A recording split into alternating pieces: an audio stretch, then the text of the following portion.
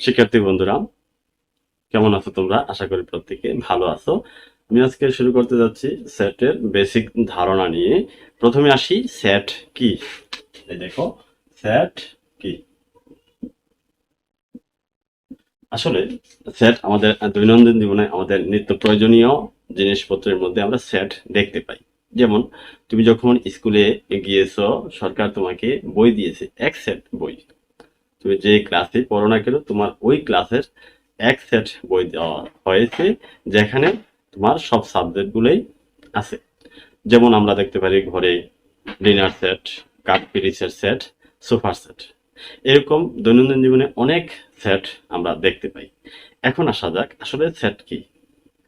বাস্তব বা চিন্তা জগতের বস্তুর যে কোনো সুনির্ধারিত সংগ্রহকে সেট বলা হয়। আর এই সেটের ধারণা দেন, প্রথম ধারণা দেন কে? জর্জ ক্যান্টর। জর্জ ক্যান্টর প্রথম ধারণা দেন। কত সালে ধারণা দেয়? 1874 সালে। জর্জ ক্যান্টর 1874 সালে এই সেটের প্রথম ধারণা দেন।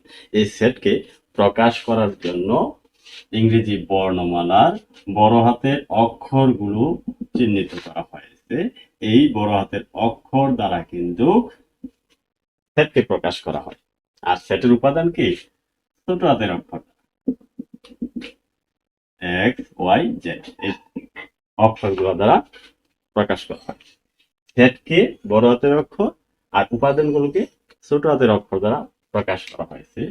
এবং সেটকে লেখার সময় কিভাবে লিখবো? যেমন ABC একটি সেট, এটাকে সেকেন্ড ব্র্যাকেট দিয়ে রাখতে হবে। এই যে সেটকে প্রকাশ করেছি আমরা এ দ্বারা। তাহলে সেটের উপাদানগুলোকে কি করব? সেকেন্ড ব্র্যাকেটে অন্তর্ভুক্ত করতে হবে। তাহলে আমরা দেখতেছি এ হচ্ছে একটি সেট। কার? এ হচ্ছে এর একটি সেট উপাদান, ঠিক আছে। বি হচ্ছে এর একটি উপাদান, সরি উপাদান হবে এটা। এগুলো হচ্ছে কি? উপাদান। আর এটা হচ্ছে উপাদান, প্রত্যেকটা হচ্ছে উপাদান। তাহলে আমরা কিভাবে লিখবো? এই চিহ্নটাকে আমরা বলি কি? Belongs to. বিলংস, এই যে এটা লিখেছি, এটা আমরা কি বলতে পারি? উপাদান বা আছে, এই চিহ্নটা। তাহলে আমরা দেখতেছি যে সেটকে আমরা এইভাবে বড় হাতের অক্ষর দ্বারা প্রকাশ করব, উপাদানগুলোকে ছোট হাতের অক্ষর দ্বারা প্রকাশ করব, এবং এই ছোট হাতের অক্ষরগুলোকে আমরা সেকেন্ড ব্র্যাকেটে অন্তর্ভুক্ত করব। এভাবে আমরা সেটের বেসিক ধারণা দিতে পারি। এরপরে আমাদের সেট সম্পর্কে আরো বিভিন্ন তথ্য আছে, সেটা আমি পরবর্তী ক্লাসে দেব। আজকের মতো এখানেই ক্লাস শেষ। আল্লাহ হাফেজ।